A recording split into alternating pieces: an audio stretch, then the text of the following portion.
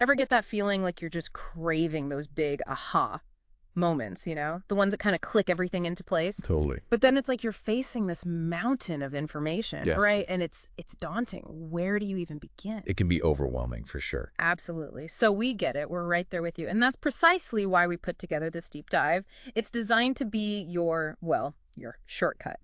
We've distilled everything down to the core insights that can really help you grow, and not just grow randomly, but actually shape your life real intention. Exactly. We dove headfirst into Lifestorming by Alan Weiss and Marshall Goldsmith for this one. Mm. And it's not just some theoretical pie-in-the-sky stuff. It's very practical, actually. The book focuses on this very fundamental human desire, that drive we all have to become the best versions of ourselves and move towards those things that truly matter to us, those aspirations we hold deep down. And speaking of moving towards what matters, one of the very first things that really grabbed me in Lifestorming was this idea that we are each individually the author of our own destiny. Right? It sounds simple enough on the surface, but when you actually start to peel back the layers of that idea, It gets really interesting, doesn't it? Because the book points out how easily we can sort of see that control, that authorial control, without even realizing it. We can fall into these roles and patterns that were essentially set by others. Think about it. Our families, our communities, societal norms, all these external forces. it's like we're handed a script. It is. Yeah. Like we're inheriting a character in some play that we didn't even audition for. It's such a good analogy, and we get so used to playing that assigned part, Yeah, that we forget we even have the option to rewrite the script. totally. We might chase a certain career path, not because it genuinely lights us up, but because it's what everyone expects, what we think we're supposed to do, or we Yeah. end up trying to fulfill someone else's vision for our lives, parents, teachers, whoever, instead of our own. And that's where the authors throw down this really crucial challenge to us. Are your goals, your ultimate there, as they call it, truly your own? I like that. Yeah, it's a great concept. They use there as this compass pointing you towards what you truly value. So if you're feeling this constant uphill battle, like you're pushing against your own grain to get to your goals, well, maybe it's time to check if your compass is actually calibrated to someone else's magnetic north. Which maybe explains why so many of us feel that constant low-grade overwhelm from just the sheer volume of information that's coming at us these days. Oh, yeah. It's hard enough just trying to figure out what's actually true, let alone trying to discern what we truly desire amidst all the noise. And the thing is, it's not just the sheer quantity of information. It's how that information is being presented, too. Right. We have to consider the pervasive influence of media. It's not just a neutral conveyor belt, right? It subtly shapes how we perceive what it means to be successful, what happiness looks like, what a good life even is. It's true. We're constantly bombarded with these curated highlight reels, and it's incredibly easy to internalize those as our own benchmarks, even if they're not even remotely aligned with what actually resonates with us deep down. Right. And then you wake up one day feeling totally disconnected. Maybe you're in a career that looks great on paper but leaves you cold, or in a city that seemed perfect but just doesn't feel like home. And it can feel like you've been chasing this mirage. And maybe it wasn't even your mirage to begin with. Exactly. And then on top of that, with all the uncertainty in our established institutions these days, like those traditional markers of success, they feel a lot less stable than they used to. It makes you wonder, how do we even begin to define what we're aiming for in the first place? That's a great point. And this volatility really underscores what the authors say in Lifestorming about how you're there shouldn't be some rigid destination like etched in stone, never to change. It needs to be fluid. You're there needs to be this dynamic, evolving thing, constantly being shaped by your experiences, your personal growth, your evolving understanding of the world and yourself. And really, that reframes the whole idea of personal development, doesn't it? It's not a sprint to some finish line. It's an ongoing exploration. It's a process, yeah. And that brings us to another crucial point the book emphasizes: radical self-responsibility. It's about owning, like truly owning every single aspect of your growth, the good, the bad, the stumbles, everything. It's about becoming the active driver in your life, not just passively sitting in the passenger seat. Absolutely. Cultivating that sense of agency is huge. Instead of waiting for things to happen to you, you're proactively shaping your circumstances, making conscious choices that align with your ever-evolving with your values. You're making decisions. You are. You're not just reacting to life. You're actually designing it. Now, here's something that really resonated with me, maybe a little too much, honestly. Yeah. The book talks about the good enough trap. We've all been there, right? Settling for something that's, adequate. It checks enough boxes so we don't feel too uncomfortable. The scary thing about that good enough trap is that it can sneakily lower our standards. Like, we may not even consciously realize it's happening. We're just slowly getting used to less. But the book makes a really strong case for pushing beyond that comfortable plateau. And you know what? The rewards for doing that, for pushing past good enough, are often huge. It's about recognizing that settling, even if it feels safe and cozy in the moment, ultimately keeps us from reaching our full potential, right? It prevents us from experiencing that deep satisfaction that comes from truly striving. And speaking of things that can influence our potential, that leads us to another biggie: relationships, the people we surround ourselves with. Right. Lifestorming really highlights the profound impact our relationships have on us. It's just part of being human, right? We gravitate towards people who share similar values, perspectives, circumstances. It's natural. But the authors encourage us to take a really critical look at those connections. And they introduce this idea, and it's pretty direct. It's called critical abandonment. Okay, I'll admit, that sounds kind of intense. So what does it actually mean? It's about making a conscious decision, and sometimes it's a hard decision, to step away from relationships that are consistently negative, the ones that drain your energy, that bring you down, and that show no real potential for positive change. And sometimes that even means stepping away from entire social circles. So it's not about being heartless or cutting people off for no reason. It's about honestly assessing what impact these relationships are having on on your overall well-being, on your personal ecosystem. Yeah. And Lifestorming really stresses the value of those relationships that grow along with us, the ones that offer genuine support and understanding. And the authors also talk about how important it is to actively seek out new connections, relationships that reflect who you are becoming, and also relationships that can challenge your assumptions in a good way. It's like a dance, right? Honoring those long-term relationships, all that shared history, while also being honest about when those relationships might be unintentionally holding us back. And, it makes you think about how much we allow those old associations, the groups we've belonged to define our current identity, especially now with the constant pressure of online personas and everything. Oh, absolutely. The book warns about getting caught up in vicariously living through other people's experiences, especially online, where everyone's, presenting these idealized versions of themselves. It's about being present in your own life, cultivating your own authentic experiences. Speaking of things we cultivate, the authors make a really interesting distinction when it comes to time and money. Yes.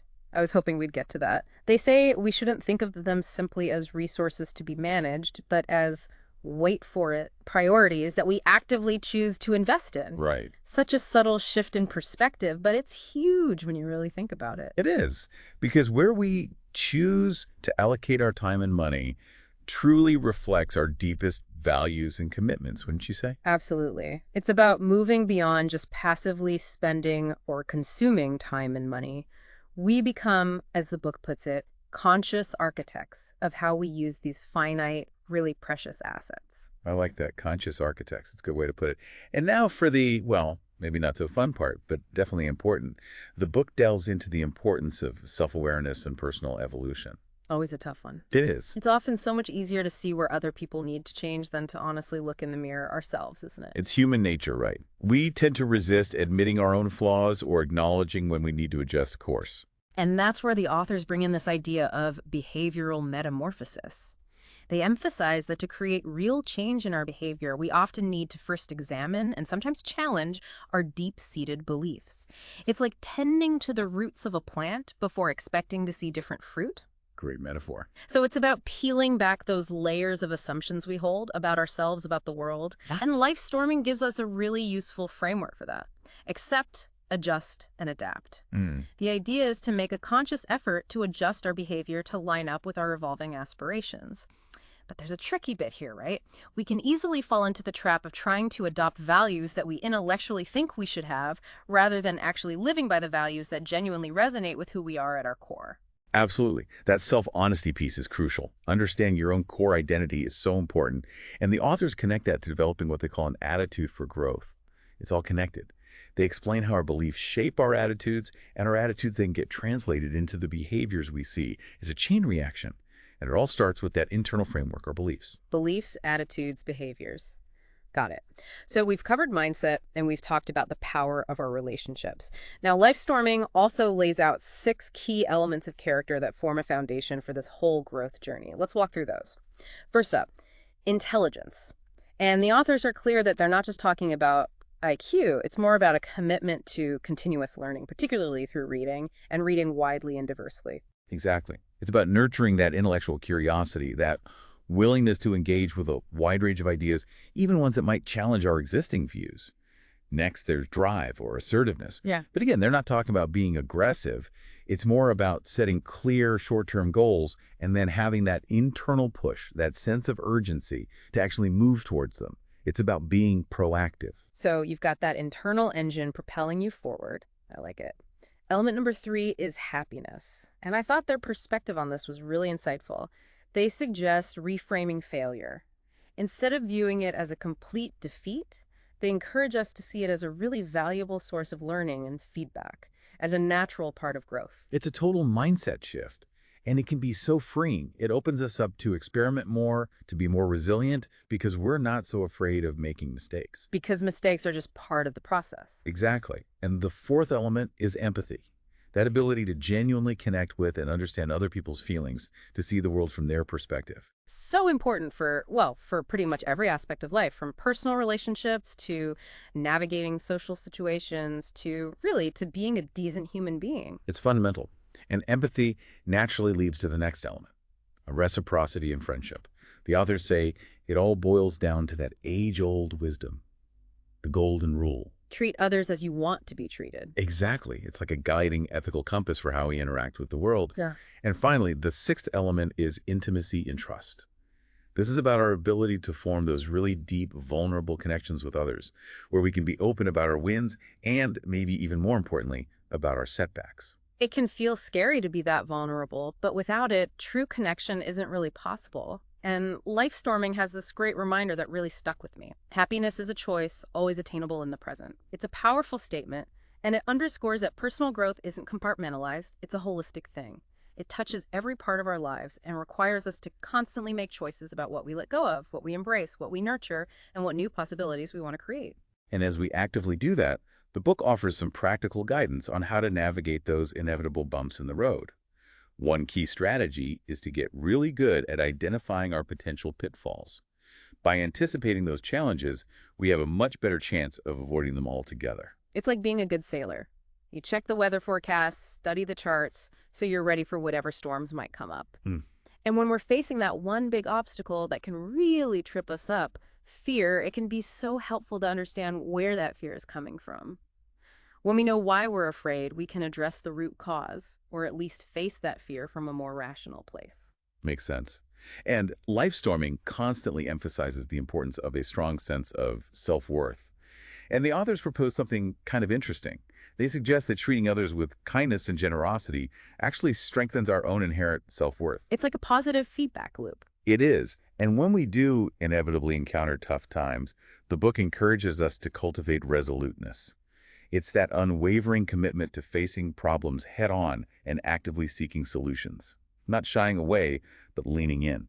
Because at the end of the day, as Lifestorming so wisely points out, the most valuable things we have are our time and our attention. We all get the same 24 hours, right? And how we decide to invest that time really reveals our true priorities. That's so true. And that leads us to this really powerful concept from the book, evolution through exploration. To truly grow and transform, we have to be willing to push beyond those comfortable boundaries of conventional thinking. We've got to venture outside the box. Think outside the box, as they say. Which brings us back to this idea of legacy. It's not some far-off thing we think about when we're old and gray. It's being built right here, right now. Every decision we make, every action we take, it's all contributing to that legacy. So the big question that Lifestorming asks is this. What are you doing today, right now, to build the legacy you truly want to leave behind? And ultimately, this book isn't just about reaching specific goals, it's about something bigger. It's about engaging with life fully, finding that deep satisfaction that comes from contributing something meaningful, and embracing the ongoing adventure of just becoming who you are. It's a journey. It really is. So, to sum up this deep dive for our listeners, life storming is about taking ownership of your own design. It's about understanding those forces that shape you, making conscious choices about your relationships and your priorities, and really about laying the foundation for your legacy every single day. And to leave you with one final thought, think about one area of your life where you might have gotten a little too comfortable with good enough. Or maybe there's an area where someone else's expectations are subtly guiding your path. What's one small, concrete step you can take today to bring that area more into alignment with the person you truly want to be? We encourage you to keep coming back to the ideas in life storming. Let them be your guide as you continue on your own unique journey.